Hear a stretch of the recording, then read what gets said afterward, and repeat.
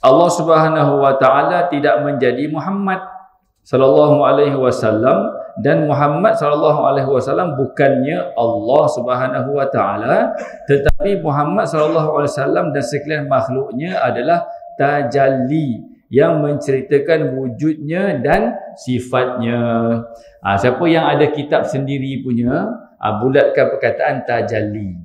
Siapa yang ada kitab sendiri. Siapa yang tak ada kitab sendiri, maka catat masing-masing siapa yang nak mencatatlah. Begitu. Kata tajalli.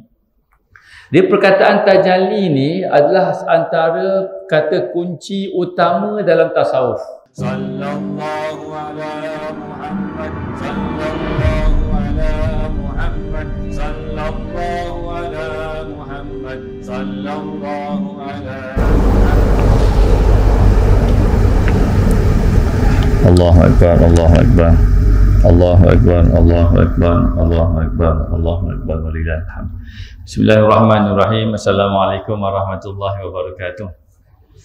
Mudah-mudahan selama-lamanya berhubungan rohaniah kita semua dengan rohaniah Rasulullah sallallahu alaihi wasallam, dengan asbab keberkatan sanad dan bimbingan guru-guru kita, dan juga dengan asbab syekh kita marhum Tuan Guru Datuk Syekh Abdullah Sijang, dan semua salah-salah sanad kita masing-masing. Dan serentak dengan itu, mudah-mudahan Allah Subhanahu wa taala memberkati kehidupan kita duniawi dan ukhrawi, zahir dan batin, jasmani dan rohani. Maka sama-sama kita mulakan kuliah kita pada malam ini dengan umul kitab Al-Fatihah. A'udzubillahi minasyaitonir rajim. Bismillahirrahmanirrahim. Alhamdulillahirabbil alamin, arrahmanir rahim, maliki yaumiddin. Iyyaka na'budu wa iyyaka nasta'in. Ihdinas siratal mustaqim. Siratal ladzina an'amta 'alaihim ghairil maghdubi 'alaihim waladdallin. Amin. Sallallahu rabbuna 'alan nuril mubin Ahmadal Mustafa Sayyidil mursalin. Sallallahu rabbuna 'alan nuril mubin Ahmadal Mustafa Sayyidil mursalin. Sallallahu rabbuna 'alan nuril mubin Ahmadal Mustafa Sayyidil mursalin wa ala alihi wa sahbihi ajma'in. Allahumma salli ala sayyidina Muhammadin nabiyil ummi wa ala alihi wa sahbihi wa sallim. Allahumma salli ala sayyidina Muhammadin nabiyil ummi wa ala alihi wa sahbihi wa sallim. Allahumma salli ala sayyidina Muhammadin nabiyil ummi wa ala alihi wa sahbihi wa sallim. Allahumma salli ala sayyidina Muhammad alladhi ja'a bil haqqil mubin wa arsaltahu rahmatan lil alamin, amma ba'd. Kita sambung pembacaan kitab kita ini, dan saya minta maaf di atas tertangguhnya kuliah kita dalam tempoh yang lama, travel, outstation atau urusan rasmi, kemudian ada kekangan-kekangan peribadi. Ala kulli hal, maknanya hari ini sampai juga kita kat sini, kita sambung balik. Allahumma salli ala Muhammad. Setakat dalam catatan daripada Abantih kita ni, buku 14. Perenggan yang justeru. Betul Okey. Qala muallif hafizahullah taala wa nafa'ana bi ulumihi fi daraini, Allahumma amin. Justeru itu Allah Subhanahu wa taala tidak menjadi Muhammad sallallahu alaihi wasallam, dan Muhammad sallallahu alaihi wasallam bukannya Allah Subhanahu wa taala, tetapi Muhammad sallallahu alaihi wasallam dan sekalian makhluknya adalah tajalli yang menceritakan wujudnya dan sifatnya. Siapa yang ada kitab sendiri punya, bulatkan perkataan tajalli. Siapa yang ada kitab sendiri. Siapa yang tak ada kitab sendiri, maka catat masing-masing siapa nak mencatatlah. Begitu. Kata tajalli. Dia perkataan tajalli ni adalah antara kata kunci utama dalam tasawuf. Kata kunci utama dalam tasawuf tajalli. Tajalli ni maknanya bukan dia tapi tidak lain dari dia. Itu tajalli. Okey, faham tajalli ni adalah seperti kita tengok cermin. Kita tengok cermin, maka yang di dalam cermin itu bukan kita. Tapi yang di dalam cermin itu tiada lain selain daripada kita. Tapi ia tetap bukan kita. Hampa kepandanglah cermin lama-lama. Nak faham tajalli. Jadi Allah Ta'ala menyatakan maknanya perbuatan-perbuatannya, nama-namanya dan sifat-sifatnya. Dan Allah Ta'ala mentajallikan. Tajalli itu bahasa Inggeris disebut manifestation. Inggeris yang dimelayukan disebut manifestasi. Tapi perkataan yang pengarang ini sebutkan semasa saya bertalaki dengan beliau, beliau menggunakan terjemahan tajalli itu sebagai pantulan. Pantulan untuk yang terjemahan bahasa Melayu gitu. Kalau orang Indonesia, setakat pengalaman saya dan bersama dengan kiai-kiai dekat sana, dia sebut penzahiran, penampilan. Tapi kalau nisbah pada orang Malaysia pula, penzahiran tu seolah macam Allah zahir cekoh begitu kan. Bukan begitu. Okey, tajalli itu mana pantulan. Maknanya Allah SWT sifatnya cahaya, maka Allah Ta'ala maknanya memantulkan, maknanya manifestasikan asma' dan sifatnya. Okey, jadi maknanya daripada sifat-sifat Allah, maka paling dinyatakan lagi dengan perbuatan-perbuatan Allah. Perbuatan Allah tu af'al. Okey, daripada sifat dinyatakan menjadi perbuatan. Contohnya maknanya Muhammad seorang yang pemurah. Okey, itu sifat dia, si pemurah tu sifat. Maka dinyatakan kepemurahannya itu dengan perbuatannya memberi infak, sedekah dan sebagainya, itu dinyatakan. Okey. Allah menyatakan perbuatannya itu pun tidak nyata pada kita. Tak nyata pada kita. Maka pernyataan, maka Allah perihalan Allah menyatakan perbuatannya itu adalah pada apa dia? Pada perbuatan-perbuatan makhluk. Perbuatan-perbuatan makhluk. Itulah jadi begini. Kalau kita ada perbuatan, contohnya saya sekarang sedang sedang menumbuk misalnya, saya sedang menumbuk, itu perbuatan saya. Perbuatan saya ini sebenarnya bukan perbuatan saya. Perbuatan saya ni hakikatnya adalah perbuatan Allah yang sedang memberikan saya sifat ma'ani. Kudrat, iradat, ilmu, hayat, sama', basar, kalam. Dengan sifat ma'ani itulah saya, saya menumbuk. Begitu. Hakikatnya ini adalah perbuatan Allah. Maka kalau kita sembang pada syariat, siapa yang menumbuk? Saya menumbuk. Pada syariat. Pada hakikat, siapa yang menumbuk? Maka yang menumbuk itu siapa? Allah. Tapi bukanlah dengan cara Allah terus kita jadi Allah. Bukan. Maknanya dengan cara apa? Kefahaman dia adalah dengan Allah sedang memberikan kita sifat ma'ani. Perbuatan itu nisbah kepada Allah pada hakikat. Maka kalau perbuatan itu nisbah pada Allah, perbuatan Allah, maka yang ada pada kita ni tak sebut sebagai af'al lagi. Dia sebut sebagai infial. Infial tu maksudnya apa dia? Kesan daripada perbuatan Allah. Yang ada pada makhluk ni hanya semata-mata kesan daripada perbuatan Allah.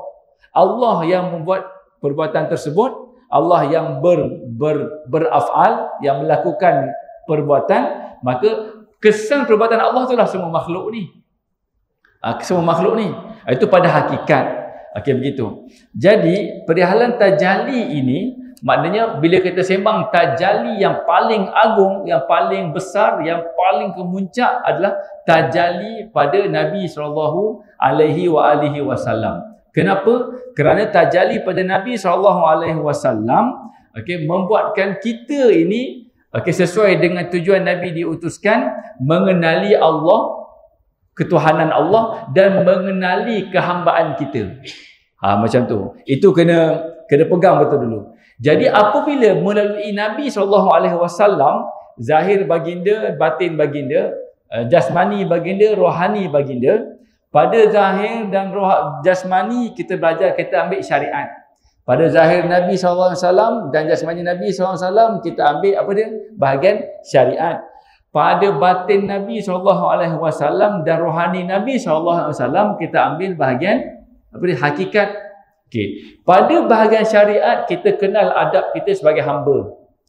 Pada bahagian hakikat, kita kenal ketuhanan Allah yang Maha Esa. Okey, selesai kat situ? Selesai. Kemudian, kadang-kadang dibukakan kepada kita ini, apa dia? Maknanya pengenalan-pengenalan melalui tajalli tadi pada elemen ketuhanan tadi tu. Elemen ketuhanan dibukakan. Okey, ni kalau baca macam mana pun tak dapat. Ini benda bukan persoalan pembacaan, tapi bila Allah Taala memberi apa dia? Infitah, pembukaan, maka kita semakin lama semakin apa dia? Semakin larut dan tenggelam dalam bahagian ilmu hakikat itu. Semuanya ketuhanan bakal dapat Allah belaka. Begitu. Jadi itu maksudnya kita sedang taraki. Kita sedang menaik. Kita sedang menuju keilahan. Kalau bahasa saya lah. Okay, yang dengar live dan sebagainya ni jangan faham di luar konteks yang saya nyatakan ya. Kena difahami konteks yang saya nyatakan ni, kena difahami dengan sesuai dengan ilmu usuluddin. Okey, gitu. Kalau tidak sesuai, kena takwilkan perkataan saya ni sebab mungkin kekurangan pemilihan perkataan itu saja. Sebab kita berbeza cara bercakap dan pemilihan kata-kata. Okey. Jadi bila dibukakan kepada kita ni pembukaan hakikat, maka kita telah menuju ke arah ketuhanan. Istilah saya ke bila ketuhanan tu maknanya secara umum kita nyatakan kita menaik ke ketuhanan. Jadi macam mana pun hamba tu menaik sehingga terbuka segala rasa-rasa ketuhanan dan sebagainya itu, setakat mana Allah Taala anugerahkan kepada si hamba itu, dia tetap hamba. Begitu. Al-abdu abdu wa in taraqqa. Macam tu. Okey, samalah juga apabila pada masa yang sama bila mana dia kadang-kadang rohaniah si hamba itu naik taraqi. Okey. Kemudian pada masa yang pada suasana yang lain pula si hamba tadi menjalankan menjalankan perbuatan ibadah-ibadah syariat. Dalam banyak ada syariat itu, okey, maknanya ibadatnya, mujahadah dan sebagainya, maka dengan asbab ibadahnya itu bukan Allah bukakan dia pada rasa ketuhanan sampai dia naik. Atas ibadah yang dibuat tu Allah turun. Ni jangan faham Allah turun macam benda ya. Allah Taala bukan maknanya seperti yang kita bayangkan. Laisa kamitslihi syai'. Okey. Maknanya istilah ni dipinjam saja. Allah turun, maknanya Allah menyatakan dirinya pada diri si hamba tadi. Hamba tadi tak menaik kerohanian tu ke atas, tidak. Okey, tidak dibuka ke rasa ketuhanan, tapi Allah yang turun sehingga menganugerahkan kepadanya akan nikmat daripada peribadatannya itu. Maka Allah Taala tetap Rabbun. Okay, Allah Taala tetap Allah walaupun Allah Taala itu turun dalam hati rohani si hamba. Macam tu. Jadi dengan itu bersalahan tak dengan ilmu usuluddin? Tak bersalahan. Al-khaliqu khaliqun wal makhluqu makhluqun. Pencipta tetap pencipta, makhluk tetap makhluk. Tapi kalau kita sembang soal perkenalan pada soal kerohanian, begitulah maknanya. Jadi kita ni dalam perjalanan kerohanian, kita di antara taraqi, kita naik ataupun apa dia? Tanazul. Macam tu, naik turun. Itu sebahagian daripada huraian dia. Jadi walau macam mana pun kita naik, tetap kita ni hamba. Walau macam mana pun Allah Taala tu menyatakan dirinya pada rohani kita, maka tetap Allah Taala itu Allah. Tak akan mungkin hamba menjadi Allah dan tak akan mungkin Allah jadi hamba. Itu kata manusia biasa. Apatah lagi berkata Nabi SAW. Cuma pada Nabi SAW itulah rahsia ketuhanan dan rahsia kehambaan berada. Pada Nabi SAW itulah rahsia ketuhanan dan rahsia kehambaan itu berada. Jadi kalau nak tahu tentang rahsia ketuhanan yang benar, kena tahu melalui rohani Nabi SAW. Kalau nak tahu bagaimana rahsia kehambaan yang benar, menjadi seorang hamba yang benar, kena ikut syariat jasmani Nabi SAW. Okey, jadi di antara syariat dan hakikat mana pintu, mana pintu, mana yang bahagian dalam, mana bahagian luar? Jawapan dia syariat tu pintu. Syariat tu pintu untuk kita dapat hakikat. Tu siapa yang ada catatan tu tulis. Syariat walau bagaimanapun syariat tetap pintu untuk mencapai hakikat. Tu mana pun. Okey, pintu. Jadi kita perlu mendapat keberkatan bersyariat terlebih dahulu. supaya kita mendapat rahsia keberkatan dan kelazatan berhakikat. Macam tu. Itu maknanya dia punya prosedur dia, prosedur kerja dia. Contohnya, kita kena buka api dulu. Betul ke? Baru letak periuk. Kita kena letak, buka api dulu baru letak periuk kalau nak makan masak kawah. Kurang lebih begitulah. Ada prosedur. Mana kena buat dulu, mana kena buat kemudian. Macam tu. Kita tekan minyak dulu ke masuk gear dulu? Kalau tekan minyak dulu masuk gear kalau main melompat lah kalau automatik.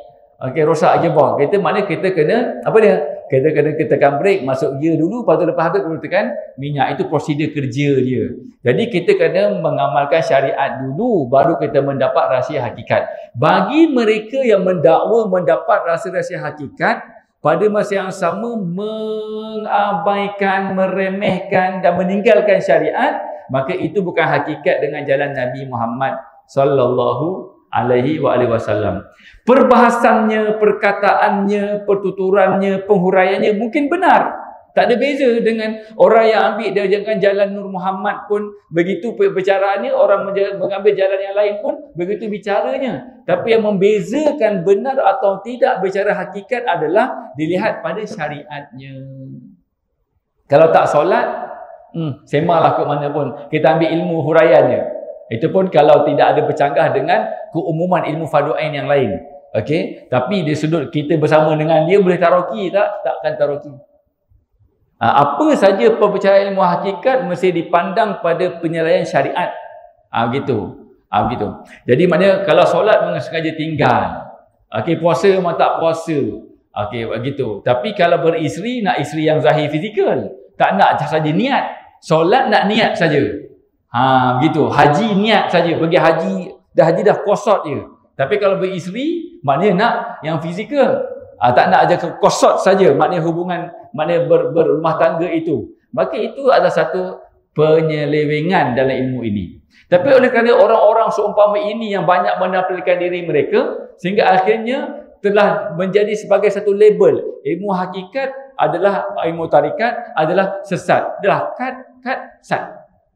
Tarikat, hakikat, sesat.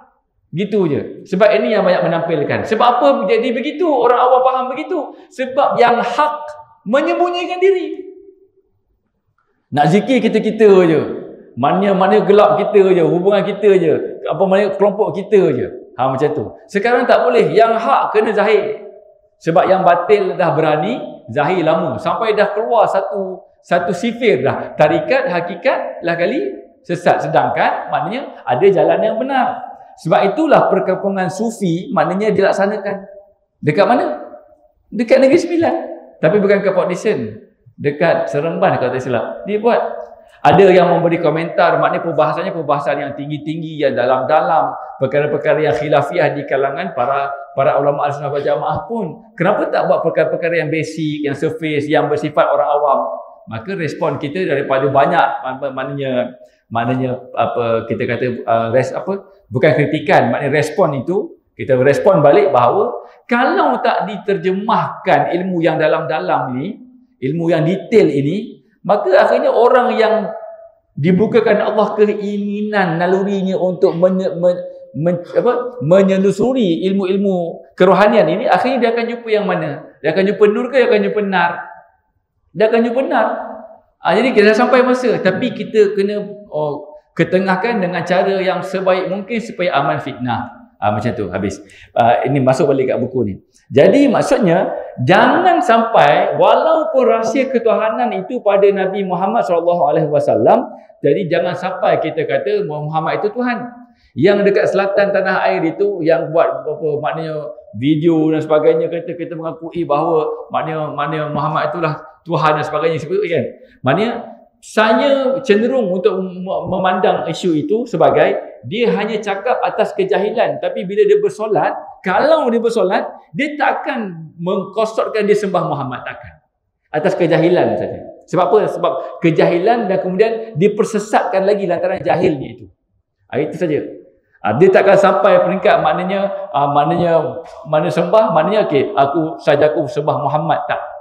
Cuma dia jahil, ataupun mungkin dia sedikit tersalah faham. Lantaran dibukakan rahsia ketuhanan, maka dia dibukakan tipu daya makhluk yang terkutuk itu, maka dilihat di sebalik rahsia ketuhanan itu, di sebaliknya adalah Muhammad. Maka diberi kesimpulan bahawa Muhammad itulah Tuhannya. Begitu. Sebab itu kerana dia tidak mengikuti jalan nur. Mesti ada something wrong dengan syariat dia. Mesti ada something wrong dengan syariat dia. Ataupun dia tak solat langsung. Sebab apa? Sebab biasanya next statement dia, maknanya selepas dia kata Muhammad itu Tuhan, maka Muhammad itu pada dirinya. Maka akhirnya Tuhan itu dalam dirinya. Itu benda hakikat yang ilmu hakikat yang batil, yang batiniah, yang sesat itu, biasanya itu je naratif dia. Buat alasan untuk tidak bersolat, buat alasan untuk senang ambil perempuan mana-mana, sebab hendak meninggalkan syariat, itu je alasannya, atas kejahilan. Sebab itulah para ulama, para mursyid khususnya, maknanya rata-ratanya tidak mendedahkan ilmu ini melainkan setelah selesai syariatnya. Dan selesai syariatnya itu maknanya secara maknanya kita kata organik, secara tabi'i biasa itu sehingga umur 30-an, 40-an, macam tu. Kadang-kadang sehingga dah beruban, gitu. Sehingga bila mana selesai syariat tu, maksudnya dia dah tak ada keinginan nak buat dosa. Kalau masih lagi remaja, masih lagi meliar, baru awal kahwin, masih lagi tidak stabil. Bila dah dapat anak, mungkin cucu pertama ke misalnya, maknanya macam ayahanda lah. Maknanya kalau teruju lagi nak buat dosa, itu bukan ayahanda lah. Maknanya terfikir lagi nak lepak tepi pantai, tengok apa-apa benda, nak pergi shopping mall, nak main ice skating lagi apa ke, itu bukan dia. Jadi maknanya bila dah sampai tenang kat situ, supaya maknanya tidak melanggar syariat, baru dibuka. Tapi itu mungkin sesuai zaman-zaman dulu. Sebab kemudahan nak buat maksiat tak banyak. Zaman dulu nak buat maksiat struggle. Zaman dulu kita tu, sekarang ni kalau nak tengok contohnya dekat Tarim, dekat Hadramut. Dekat Hadramut tu nak buat maksiat struggle. Kita ni tak payah struggle nak buat maksiat. Anytime, anywhere. Ibaratnya macam tu lah ibaratnya. Jadi menyebabkan dulu mungkin sesuai. Sekarang ini dengan keterdesakan, maka ilmu ni kena buka dengan lebih cepat, tetapi dengan adabnya, sesuai dengan apa yang Allah ilhamkan pada para mursyid. Begitulah habis. Jadi jangan sampai kita memahami Muhammad itu Tuhan. Tuhan itu adalah sebahagian daripada Muhammad. Okey. Dan tetapi jangan sampai pula menolak keunggulan Nabi Muhammad sallallahu alaihi wasallam. Nabi Muhammad tu, pertama dia manusia, selesai. Yang kedua dia sempurna. Bila Nabi Muhammad tu sempurna, dekat situ ada penerangan tentang sifat ma'ani. Tajalli pada sifat ma'ani, kudrat, iradat, ilmu, hayat, sama, basar, kalam, itu tak ada kesempurnaan. Kemudian pada yang kedua, Nabi SAW itu juga adalah agung. Keagungan Nabi itulah menterjemahkan bahawa Nabi itu yang menjadi medium memperkenalkan kita dengan Allah. Pada keagungan itu sifat apa? Kudrat apa? Qidam, baqa', mukhalafatul hawadis, qiyabuh binafsih, dan wahdaniyah. Dia huraian pada salbiah, sifat salbiah itu. Maknanya huraian sifat salbiah itu ada pada Nabi SAW. Maka pada Nabi ada keagungan yang menyatakan sifat ketuhanan, pada Nabi ada kesempurnaan yang menyatakan bahawa tajalli kesempurnaan Allah Ta'ala itu ada pada manusia, sifat ma'ani itu. Maka ini kena dipelajari dengan selawat yang sebanyak-banyaknya, supaya tak jadi macam yang selatan tanah akhir tu. InsyaAllah kita hanya bertawasul dengan perkataan selawat. Dan selawat yang utama untuk dibukakan rahsia ini dengan benar, selawat Nabi Ummi. Dalam kitab-kitab sufi tasawuf terdahulu, karangan Syekh Muhammad Al-Fatani dan Al-Fatani dan yang seumpama dengannya, memang maknanya yang dibekalkan selawat Nabi Ummi. Dibukakan rahsia-rahsia dengan jalan yang benar. Begitu. Okay, habis. Ini kena faham kat sini sebab isu sedang berlaku. Jadi jangan takut sesat. Dan jangan takut sesat. Jujur saja dengan Allah, pasti akan Allah sambut untuk kita kenal Allah dengan jalan yang benar.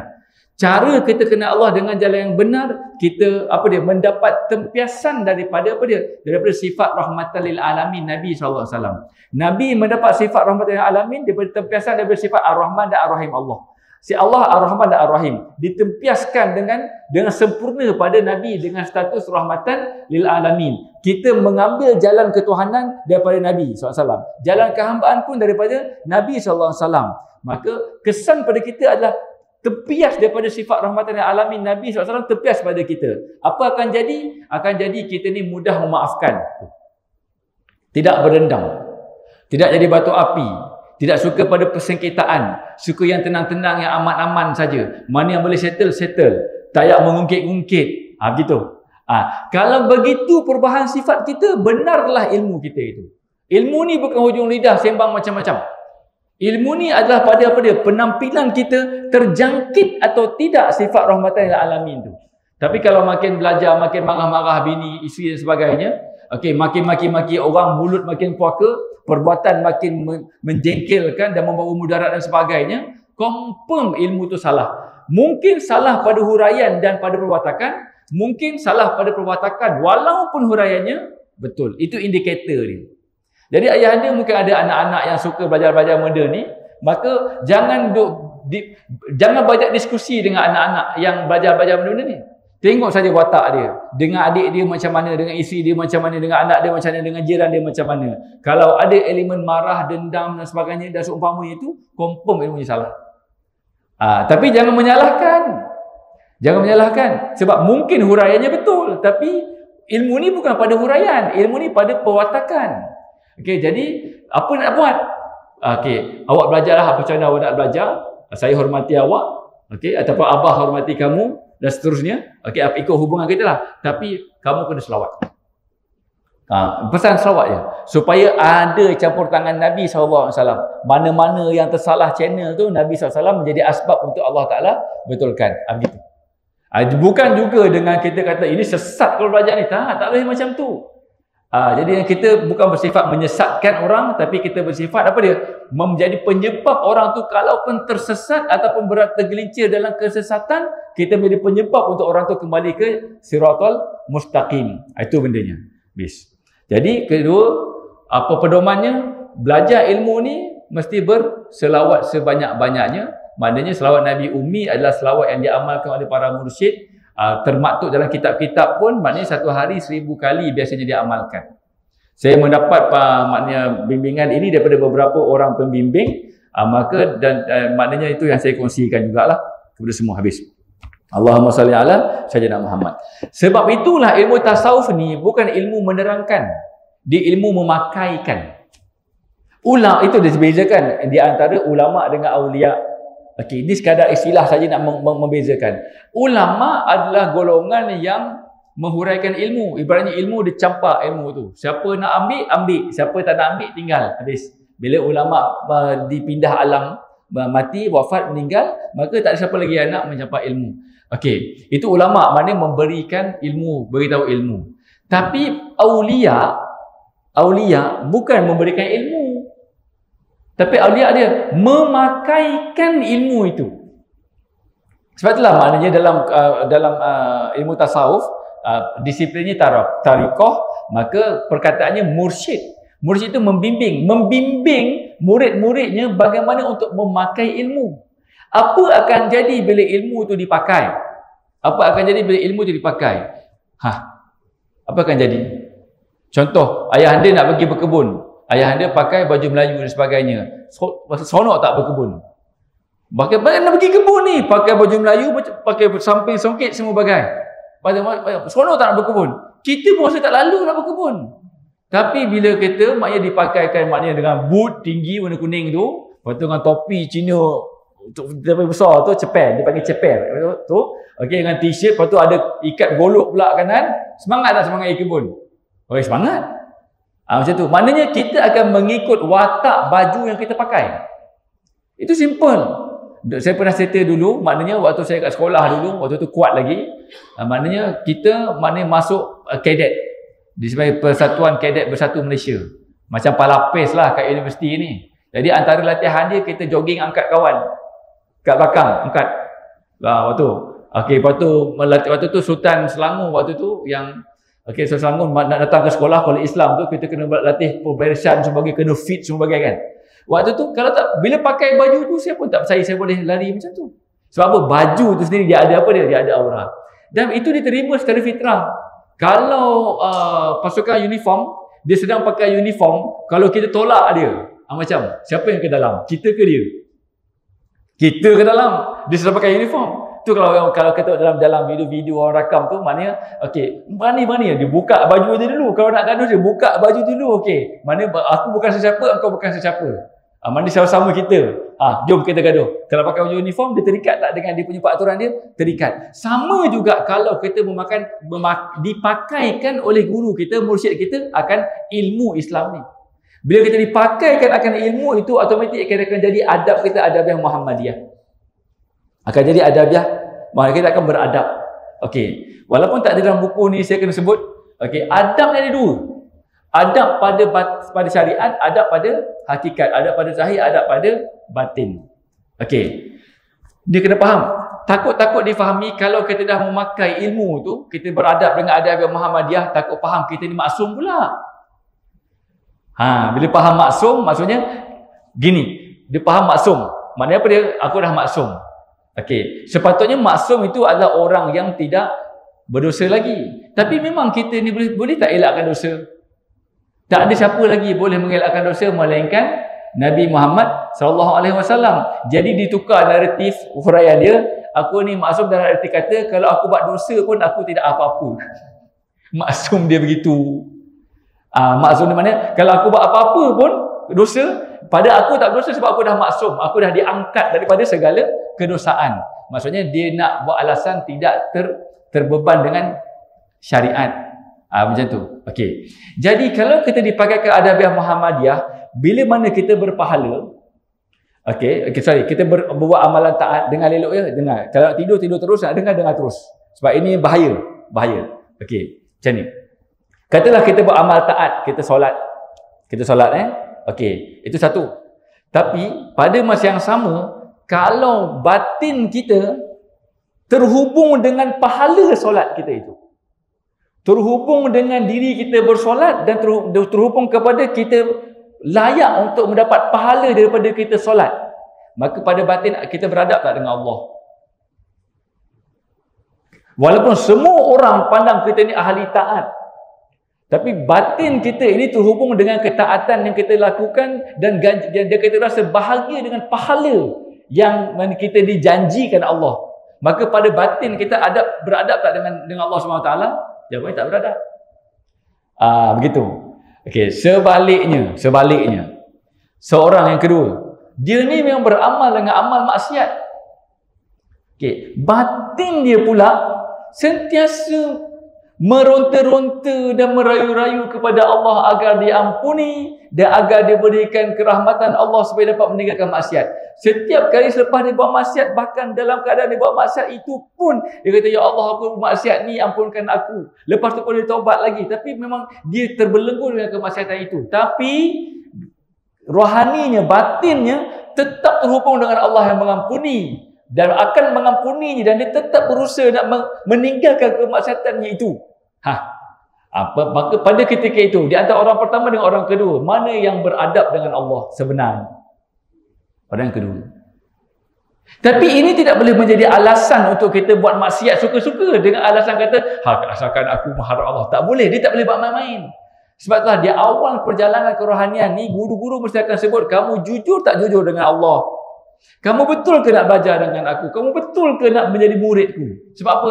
Kalau tak jujur, dalam awal perjalanan ni, dia akan ambil kesempatan. Aku buat dosa tak apa, yang penting aku tumpuk dengan Allah, tak masalah. Bukan macam tu. Ini adalah benda yang benar-benar dia sengsarakan, tapi dia tak dapat keluar daripada belenggu itu. Macam tu. Jadi keadaan yang paling baik adalah dia berbuat taat, tetapi dia memandang itu semua adalah anugerah Allah, dan dia tak terhubung pun dengan dirinya yang bertaat sebab dia pergi kepada af'al Allah. Ini tajalli. Dia pergi kepada memandang mula af'al Allah, perbuatan Allah, memandang asma Allah, memandang sifat Allah, dan akhirnya dia nyata pada wujud Allah. Maka keseronokan dia dalam bertaat itu hanya itu. Kerana pahala itu kerja Allah nak bagi dia pahala, tapi dia sebagai hamba yang penting fokus dia Allah sahaja. Itu yang kita nak. Bersyariat tapi tak terbelenggu dengan pahala dan tak terbelenggu dengan diri yang bertaat itu. Itu yang kita nak. Begitu. Tapi kod mana pun tetap memang kita akan tetap berdosa sebab kita tidak maksum. Jadi bila kita dalam keadaan tergelincir, pastikan hati kita juga tak terputus daripada Allah Subhanahu wa Ta'ala. Itu kena perihalan tajalli ni. Tajalli. Sehingga nyata Allah itu bendanya. Jadi dalam kalau para mursyid tengok murid-murid dia tergelincir kanan kiri, dia senyum, tak apa. Yang penting hatimu dengan Allah. Bukannya tak apa buat maksiat. Mana apa? Tak apa dia. Yang penting kamu dengan Allah menerintik, itu yang penting. Maka dengan keberkatan sanad dan syafaat Nabi SAW, tetap kamu akan berjaya meninggalkan meninggalkan maksiat yang kamu terbelenggu itu. Tunggu, sabar saja, bersabar. Macam tu. Kalau iblis bersabar untuk menyesatkan kita, kenapa kita tak bersabar untuk Allah mengeluarkan kita daripada belenggu kemaksiatan? Yang penting hati kita terhubung dengan Allah. Dan ada juga sebahagian, contohnya murid yang bertaat, tapi guru mursyid takkan bagi dia jadi imam, takkan bagi dia apa-apa dan tak nak sembang dengan dia pun. Sebab apa?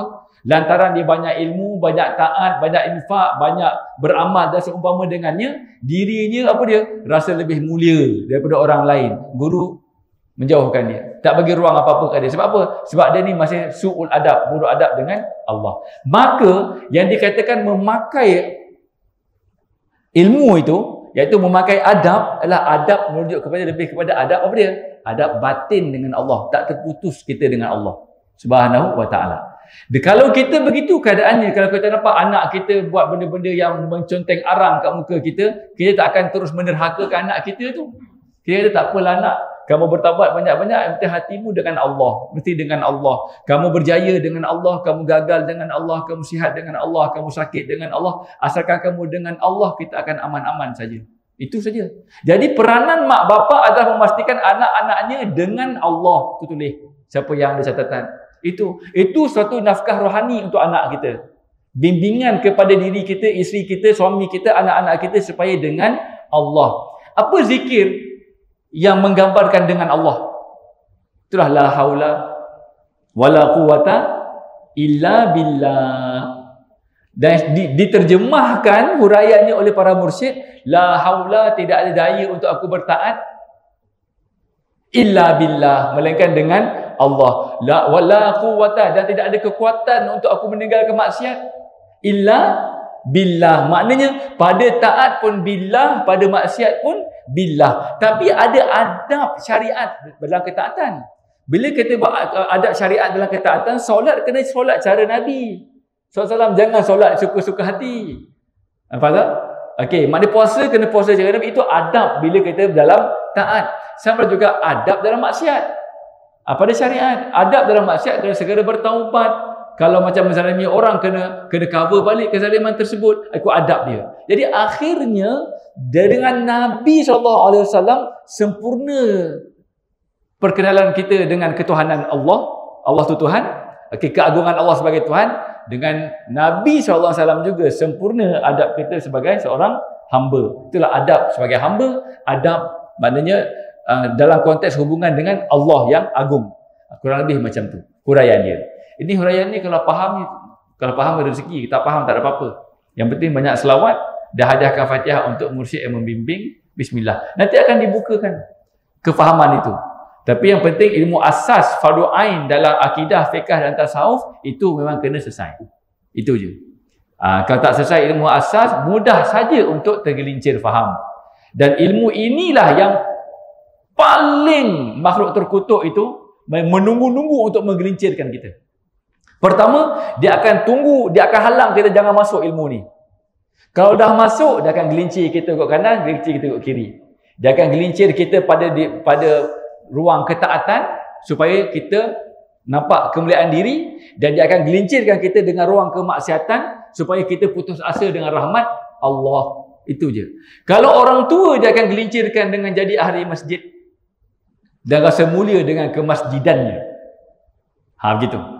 Rasa mulia dengan ketuaannya. Maka dia kata, aku bukan garam daripada kamu pengalaman apa sebagainya. Sembang dulu saya begini. Padahal zaman dulu tu dah tak applicable dah zaman sekarang ni. Yang orang muda pula nak cakap banyak belakang, nak bantah ni, orang tua ni kecil hati pula. Dengar je lah. Tapi apa dia cakap tu hanya nostalgia yang tak tak relevan langsung zaman sekarang. Macam tu. Jadi maknanya itu tanda kegelinciran kaedah orang tua, nampak bertaat dan sebagainya, nampak dia tu hebat, baik dan sebagainya. Ini banyak bapak-bapak yang tua-tua ni mungkin dengan anak-anak dia tak akan ambil indah pada nasihat anak-anak. Sebab apa? Sebab dia rasa aku bapa. Macam tu. Yang muda-muda pula as usual, maknanya makhluk terkutuk itu akan gelincirkan dengan banyak bermaksiat dengan sebab nafsu masih besar. Dengan nafsu besar. Tapi yang tua pun nafsu serupa tu juga, tapi badan dah letih, dah lemah. Jadi tak daya lagi dia nak buat. Macam itulah. Kalau lebih itu je. Kalau ayah-anda dapat kekuatan badan ni, kadang-kadang Ustaz, mungkin ayah-anda mungkin lagi dahsyat, maknanya ronggeng daripada kita. Tak tahu, jangan kata. Maknanya sekarang dah tua. Dah tak daya. Jadi sebab itulah umur yang panjang tanda keberkatan. Sebab apa? Sebab umur panjang ada ruang untuk memandang Allah dan tertutup banyak ruang untuk bermaksiat. Itu je. Tu letih. Mana kalau macam dah tua-tua masuk dandut lagi. Saya cerita dulu waktu saya kecil-kecil dulu jaga kebun. Lepas tu abah ada minta tolong seorang pakcik ni. Lepas tu dia sembang-sembang kata dia masuk dandut. Kita sekolah agama. Kata pakcik masuk dandut. Pakcik masuk dandut. Kenapa masuk dandut ni? Nak kau tak faham nak, zaman pakcik tu tak ada. Ini real story. Waktu tu saya dalam sekolah menengah, sekolah macam itulah. Waktu kisah tu di depan Dangau Pondok Durian. Zaman tu saya ada kebun. Zaman dulu dulu pakcik tak ada peluang. Sekarang ni lah pakcik nak merasa. Kita tu sekolah agama, kan pakcik dia kenapa waktu tu ni pula. Macam tu bendanya. Okey, ini nak kata nafsu serupa tu juga kalau ada tenaga. Ada tenaga dia akan execute apa yang dia nak. Muju. Dah tak ada tenaga, malu sikit, habis. Ini perihal tajalli. Semuanya ni puncanya balik pada Nabi SAW. Lantaran itu perlu ada satu soalan lagi. Macam mana kita sampai dengan Nabi? Takkan ada cara sampai Nabi direct? Tak ada. Dia mesti melalui sanad. Ini saya cakap tak ada tu maknanya dari sudut sistem keilmuan dia. Yang Allah nak bagi itu lain. Itu dah jazbah lain, dah jadi majzub, itu soal lain. Itu special case. Okey, special case. Contohnya normalnya kita melahirkan anak sempurna ke cacat? Normalnya sempurna. Yang cacat tu special case. Ibaratnya macam itulah. Tapi mudah-mudahan semuanya melahirkan anak yang sempurna dengan rahmat Allah SWT. Amin. Okey. Jadi kita tak akan dapat terhubung dengan Nabi SAW melainkan melalui sanad. Macam mana kita nak attach dengan sanad? Guru. Jadi kalau dalam bicara ilmu Nur Muhammad, ilmu Robit, Tajalli dan sebagainya, ilmu hakikat, ilmu syariat ni, kalau tak ada guru, tak payah sembang. Adab nak sembang ilmu hakikat ni, siapa mursyid dia, siapa guru dia. Paling-paling wakil khalifah ataupun yang mewarisi. Sama ada dengan lantikan semasa hidup ataupun konsensus sebagainya, itu tak apalah. Sebab banyak kesukaran akhir zaman ni, banyak diskaun yang Allah bagi. Guru. Jadi maknanya kalau tak ada guru sembang banyak ilmu hakikat ni, maknanya dia hanya pembacaan. Kalau pembacaan tu khayal. Dia mesti ada guru. Kalau ada guru walaupun kurang pembacaan, asalkan ilmu fardu ain tu selesai, kot mana pun akan dibukakan ilmu. Sebab dalam perbahasan ilmu tasawuf, dia ada ilmu selepas rasa. Allah bagi rasa, itu baru tahqiq ilmu. Yang kita baca sembang apa semua itu masih khayalan akal, membayang-bayangkan macam mana. Okey, bukan tahqiq ilmu lagi. Sehingga dia dapat rasa, barulah benar ilmu tu tertahqiq.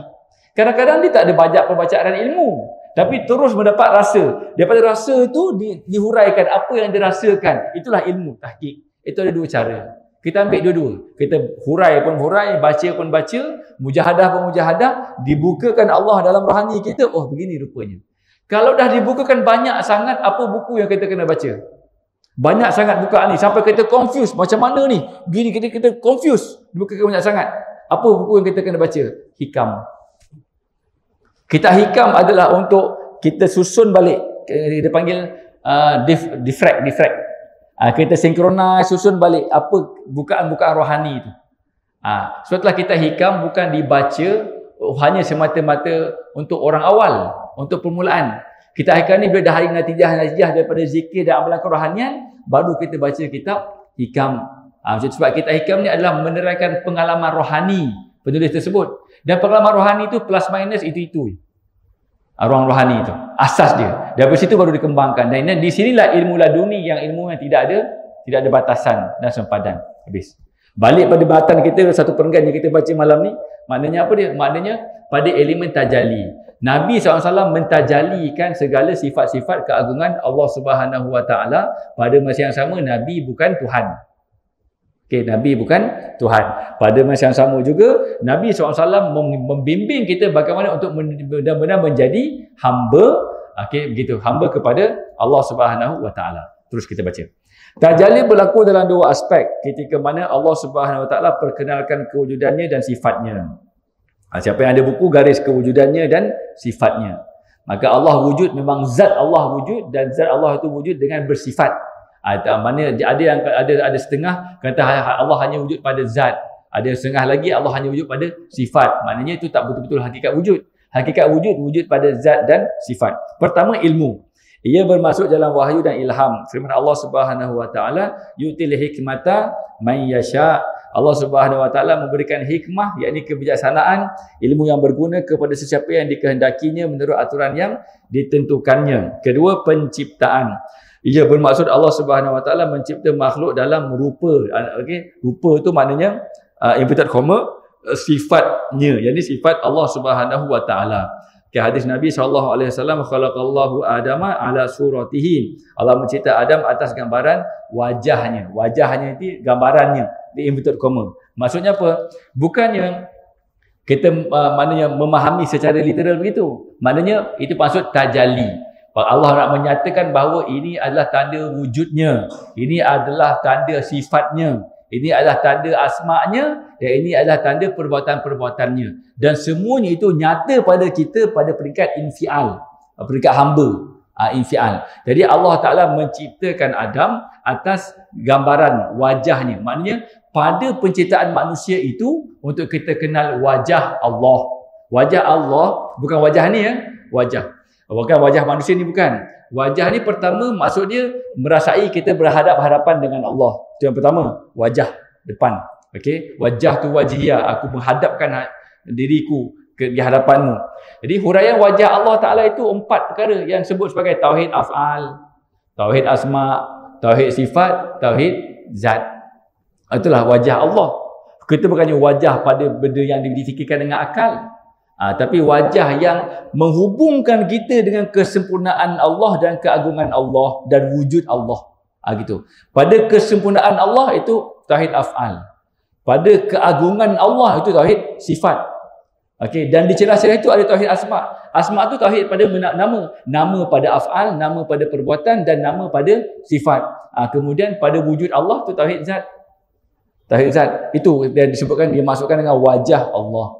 Betul. Jadi maknanya jangan faham wajah seperti mana kita interaksi dengan manusia. Maknanya apa dia? Maknanya Allah menciptakan kita adalah untuk kita mengenali wajahnya, iaitu mengenali apa dia? Perbuatannya yang esa, namanya yang esa, sifatnya yang esa, dan zatnya yang esa. Dia pergi kepada keesaan dan ketauhidan itu sendiri. Habis. Kemudian firman Allah Subhanahu Wa Taala, bismillahirrahmanirrahim, inna fi khalqis samawati wal ardi wa ikhtilafil laili wan nahari la ayatin liulil albab. Ayat ini kita baca waktu tengah malam bangun tahajud sebelum kita solat kan, kita pandang ke langit, maka kita baca ayat ni. Okey, itu yang dipesan oleh Habib Omar yang pada nisbah pengalaman saya lah. Itu. Okey, amalan dia begitu. Okey. Dan berapa masalah yang lain lah, mana kita membangun tu, maknanya buka tingkap, pandang ke langit, inna fi khalqis samawati wal ardi, baca sampai habis. Okey. Sesungguhnya pada kejadian langit dan bumi dan pada pergerakan malam dan siang ada tanda-tanda kekuasaan, kebijaksanaan dan keluasan rahmat Allah bagi orang yang berakal. Albab ini bukan akal kat sini. Albab ni bukan akal kat sini. Albab ni adalah apa dia? Akal di sini. Pada rohani. Ulil albab ni rohani sebenarnya. Ni bukan albab Piramli tu. Albab Piramli tu ketuk-ketuk pintu. Itu babun. Itu nakirah. Kalau makrifah dia albabu. Okey, macam tu. Jadi maknanya yang oleh albab ni adalah jamak bagi apa dia? Albab jamak bagi apa ustaz? Dia ulil albab. Albab ni dia, albab tu satu perkataan. Mana orang yang mana cerdik, pintar, bijak, okey, yang berakal tapi akal rohani. Dia bukan akal jasmani ni. Macam tu ila albab. Bis. Allah mencipta ruh Muhammad SAW dari nur, yakni cahayanya. Ini bicara yang jangan faham selapis dengan akal. Nur atau cahaya adalah majas kepada kecintaan, kemuliaan dan keindahannya. Bukan cahaya yang ditafsir secara zahir. Itu nur. Allahu nurus samawati wal ard. Allah Ta'ala itu cahaya langit dan bumi. Okey, maksudnya bukanlah maknanya cahaya langit dan bumi ni Allah, bukan. Maksudnya Allah Ta'ala itu sifatnya cahaya yang menciptakan cahaya di langit dan di bumi. Macam tu. Okey, jadi cahaya itu kat situ, yang dimaksudkan dengan cahaya itu adalah untuk menyatakan kecintaan Allah kepada semua makhluknya, khususnya manusia. Pertama. Yang kedua, untuk menyatakan keagungan dan kemuliaan Allah. Dan yang ketiga, untuk menyatakan betapa indahnya pentadbiran Allah, betapa indahnya ilmu ma'rifah, pentadbiran Allah, Allah Rabbul Alamin itu. Okay, habis. Jadi Allah nurus samawati wal ard. Jadi Allah cahaya. Allah menciptakan cahaya. Begitu. Okay, Allah mencipta ruh Muhammad SAW dari nur, yakni dari cahayanya. Allah sifatnya cahaya. Dengan sifat cahaya Allah, Allah menciptakan ruh Nabi Muhammad itu bercahaya. Dan Allah menciptakan cahaya pada langit dan bumi. Di antara cahaya langit dan bumi dengan cahaya yang Allah ciptakan pada Nabi SAW, mana cahaya yang paling bercahaya? Itu cahaya pada Nabi SAW. Kenapa? Kerana cahaya daripada Nabi SAW membuatkan kita memandang, oh ini rupanya aku hamba. Cahaya pada Nabi juga SAW pada masa yang sama, oh ini rupanya keagungan Allah. Itu serentak. Cahaya pada Nabi SAW tu maknanya kita sedar kita hamba, lagi sedar kita hamba, serentak dengan itu Allah Ta'ala itu agung. Kadang-kadang nyata Allah tu agung, makin merendah kita sebagai hamba. Kadang-kadang kita menghambakan diri kepada Allah dengan ibadat, maka semakin nyata Allah Ta'ala itu agung. Maka itu proses dia. Itu yang Allah jadikan cahaya pada Nabi SAW. Kemudian ditajalikan segala rahsianya melalui wahyu. Ditajalikan segala asma'nya yang indah kepada qalbu Nabi Muhammad SAW. Maka zahirlah peribadi akhlak bagi dia SAW yang indah. Firman Allah Subhanahu Wa Taala, wa innaka la'ala khuluqin azim, dan bahawa sesungguhnya engkau mempunyai akhlak yang amat mulia. Azim ni nama siapa? Nama Allah. Maka ini salah satu ayat yang Allah menisbahkan sifatnya kepada Nabi SAW. Bermaksud apa dia? Nabi menanggung rahsia ketuhanan, Nabi menanggung rahsia kehambaan. Nak jadi hamba yang benar, rahsianya pada Nabi SAW. Nak menjadi, maknanya mengenali Tuhan yang hak juga pada Nabi SAW. Wa innaka la'ala khuluqin azim. Di sini diperteguhkan lagi bahawa bila ayat la tuharrik bihi lisanaka lita'jala bih, bila Nabi mendapat wahyu, Nabi tergesa-gesa menggerakkan lidahnya nak ikut Sayyidina Jibril alaihi salam untuk takut-takut lupa. Maka Allah bagi warning. Engkau tak payah tergesa-gesa, jangan gerakkan lidahmu, dengar dulu Jibril menyampaikan wahyu, nanti kau akan ikut, dan engkau mesti akan boleh ikut. Sebab apa? Sebab benda tu dah ada pada rohani Nabi SAW. Cuma bila Nabi SAW lahir sebagai manusia, maka tabi'i dan fitrah kemanusiaan tu activated. Tabi'i dan fitrah kemanusiaan tu activated. Dia tak lahir-lahir terus tahu semua belaka-belaka, tak, dia activated. Maknanya dia tak tahu, dia risau sebab Nabi tu manusia. Supaya maknanya kita mudah nak ikut Nabi SAW sebab kita manusia, Nabi juga manusia. Bukan merendahkan keagungan Nabi SAW. Berkata, Nabi pun manusia, kita pun manusia, sama je manusia dengan manusia. Tak boleh macam tu. Nabi, Allah Ta'ala jadikan para Nabi di kalangan manusia supaya kita ni terdorong untuk ikut apa yang Nabi sampaikan sebab sama jenis. Bukan bermaksud kita sama tahap. Jangan sampai faham tak Nabi itu sama seperti manusia biasa. Tak boleh. Okey, tapi fitrah kemanusiaan tu ada pada Nabi SAW supaya kita rasa, oh, maknanya ada something yang kita rasa macam berkaitan dengan kita untuk kita ikut Nabi SAW. Okey. Kemudian Allah tegur, maknanya kau tak payah gerakkan lidahmu, maknanya nanti engkau pasti akan dapat ikut apa yang wahyu disampaikan oleh Sayyidina Jibril. Dan memang Nabi dapat ikut. Maknanya dengan peringatan semula malaikat Jibril, maka Nabi pun terbuka kembali segala rahsia-rahsia Allah. Sebahagian rahsia Allah yang ada pada rohani Nabi adalah Al-Quran. Begitu. Maknanya Nabi, roh Nabi SAW Allah ciptakan dah ada wahyunya dalam tu. Cuma bila dibangkitkan sebagai alam manusia ini, maka fitrah dan tabi'i kemanusiaan itu does matter, berlaku. Maka maknanya Jibril pun seperti macam mengulang, membuka kembali, itu asbab. Kalau faham macam ni, kita faham Nabi tu agung, khuluqin azim, agung. Jadi apa agungnya Nabi SAW? Jasad baginda ada kelebihan yang kita boleh baca dalam Syama'il Muhammadiyah dan sirah Nabi SAW pun ada. Rohani baginda agung sebab apa? Menanggung rahsia-rahsia Allah. Antaranya adalah wahyu Allah Ta'ala itu.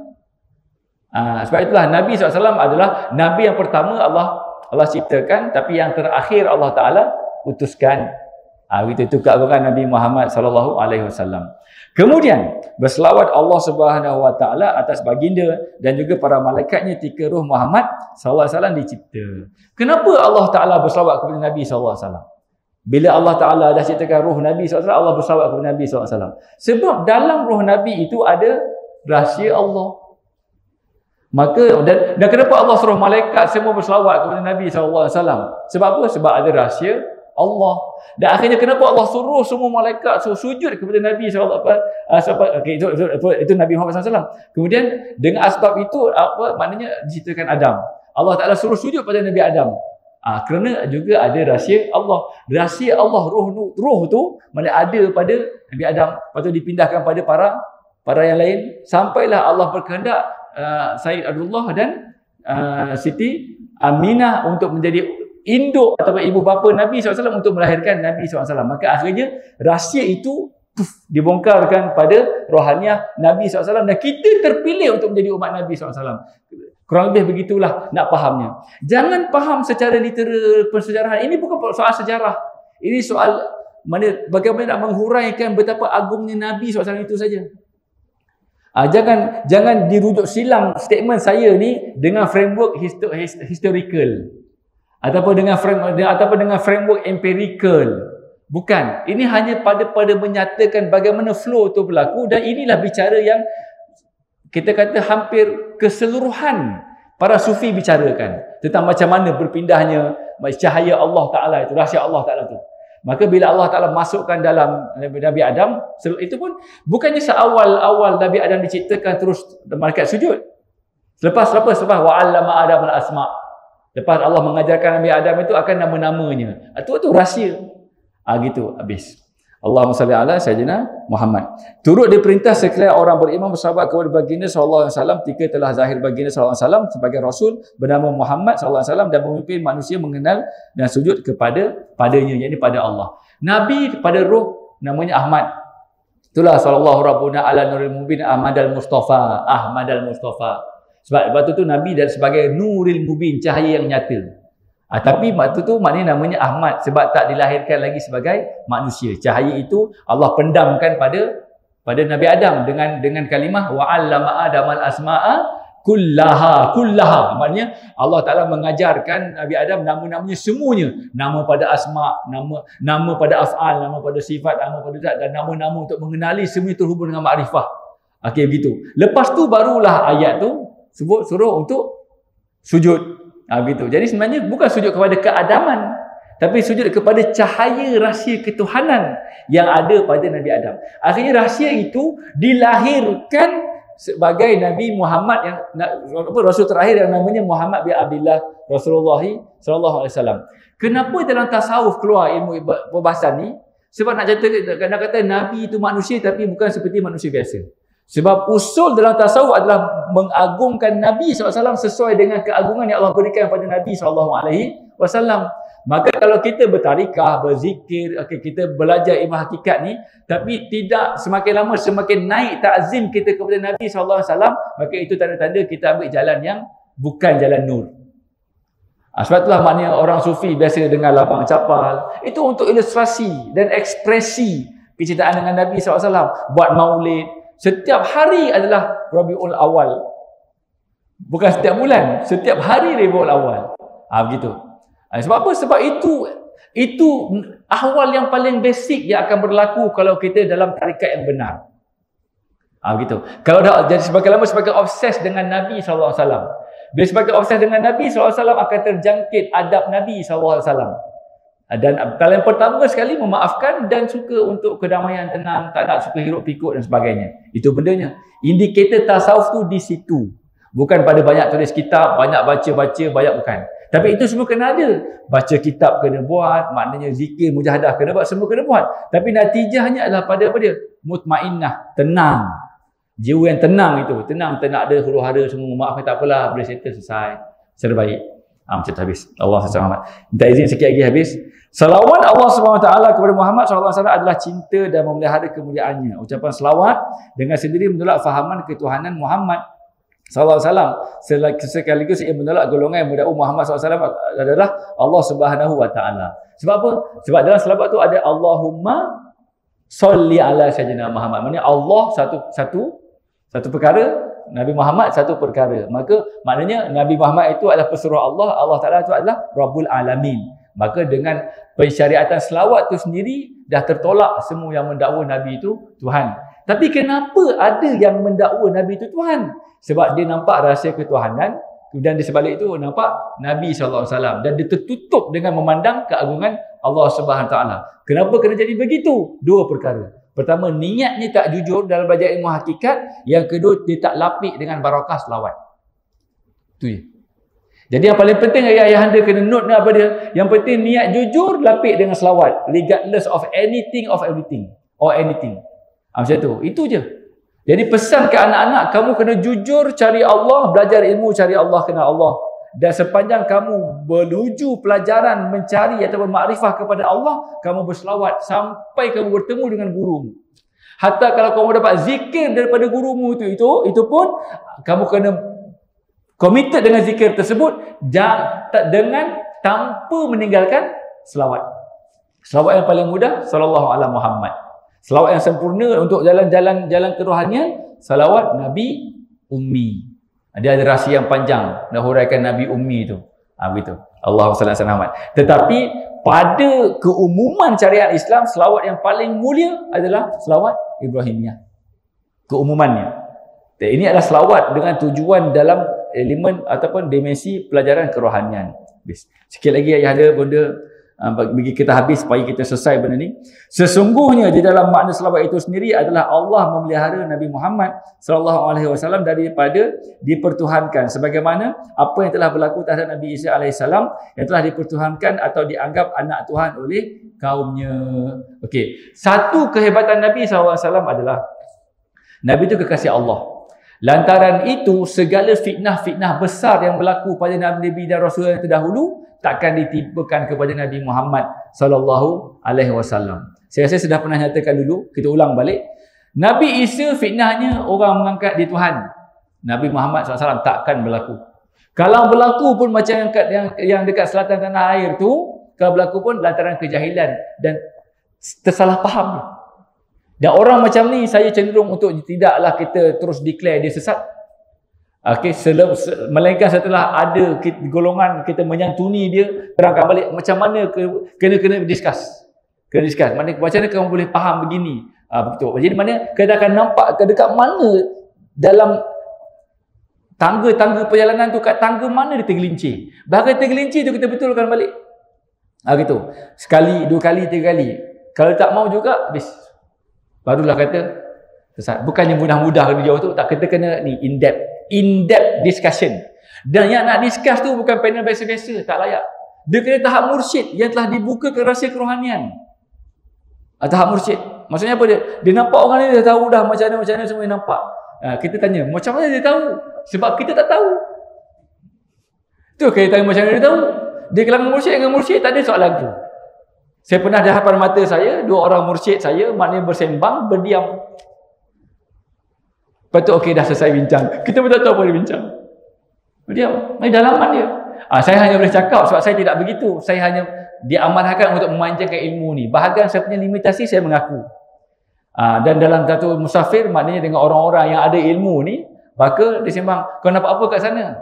Kau gelap apa? Benda kita tak nampak, kita diam je lah. Kita mengiringi. Waktu tu dalam perjalanan pergi ke tempat Habib Lutfi Pekalongan. Hafizahullah. Begitu.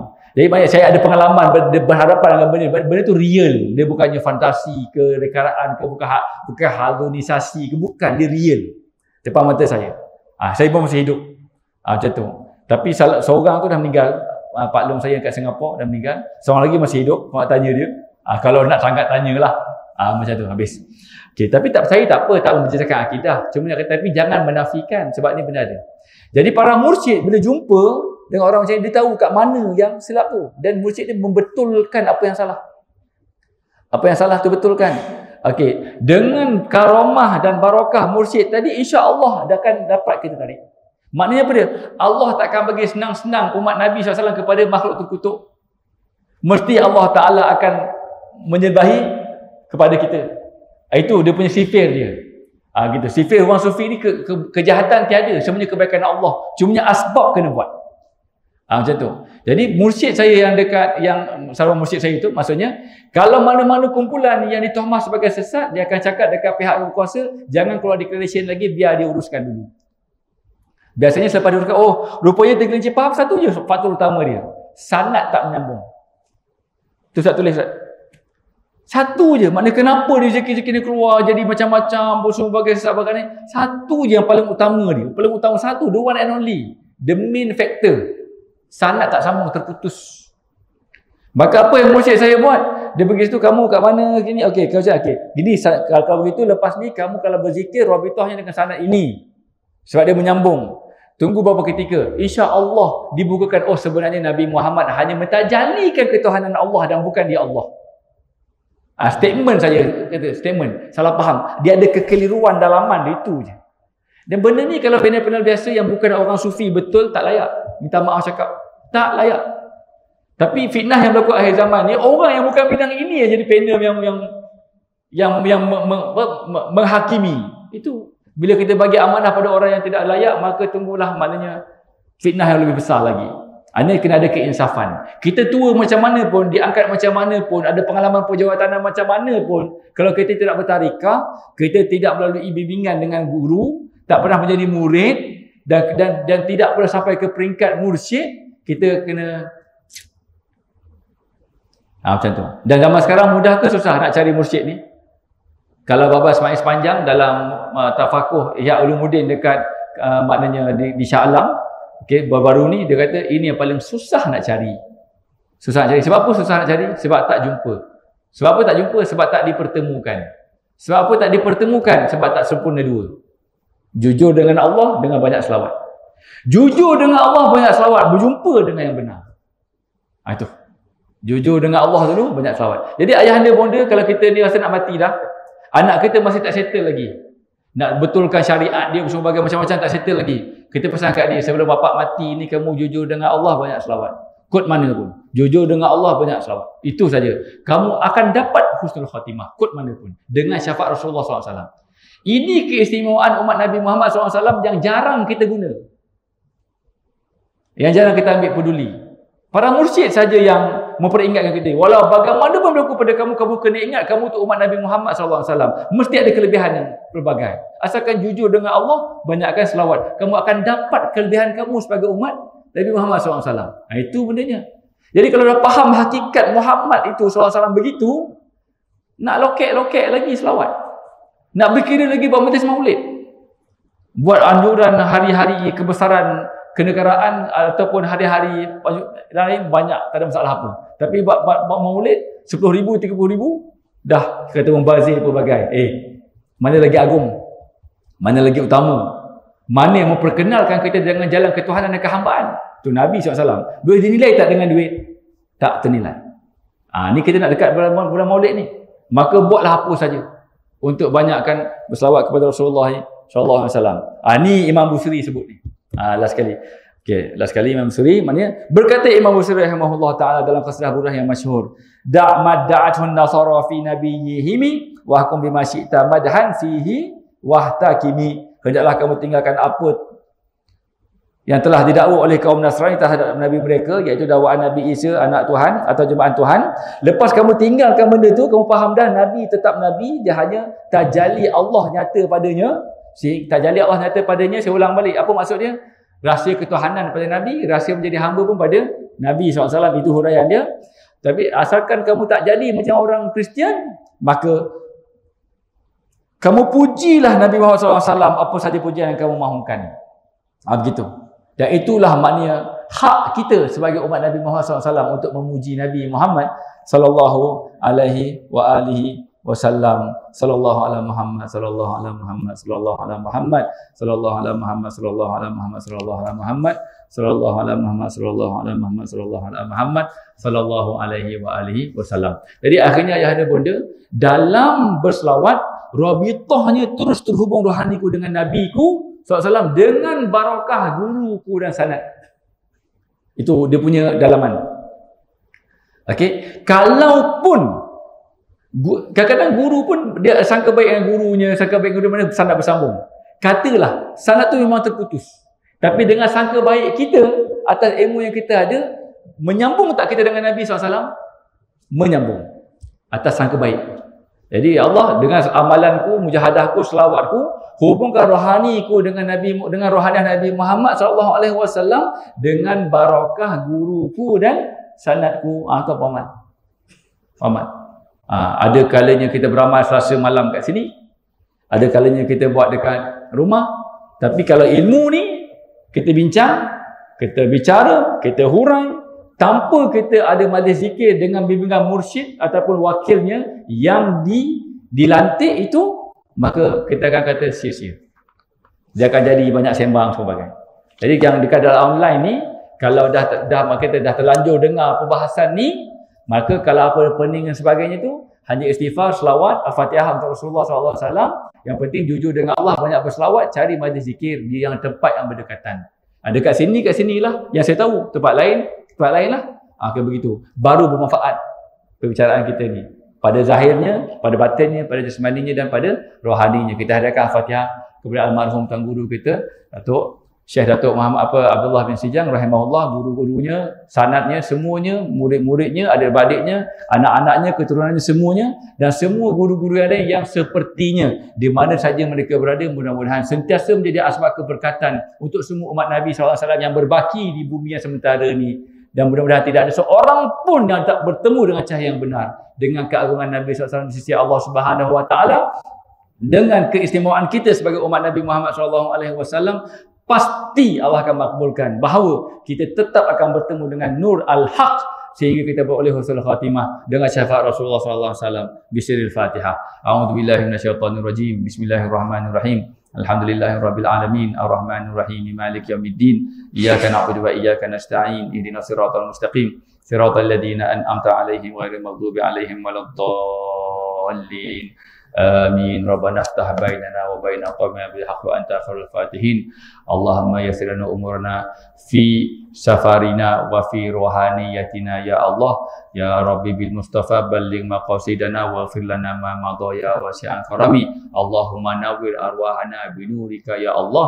Allahumma nawwir arwahana bi nuri Muhammadin sallallahu alaihi wasallam hatta nashhada annaka antallah la syarika lak la haula wala quwwata illa billahil aliyil azim. Sallallahu ala sayyidina Muhammadin wa ala alihi washabihi ajmain walhamdulillahirabbil alamin. Ditangguhkan dengan tasbih kafarah dan suratul as. Subhanakallahumma wa bihamdika asyhadu an la ilaha illa anta astaghfiruka wa atubu ilaik. Bismillahirrahmanirrahim. Wal asri innal insana lafi khusrin illa alladziina amanu wa 'amilus solihati wa tawassaw bil haqqi wa tawassaw bis sabr. Alhamdulillahirabbil alamin. Taqabbalallahu minkum minna wa minkum taqabbal ya karim. Wassalamualaikum warahmatullahi wabarakatuh.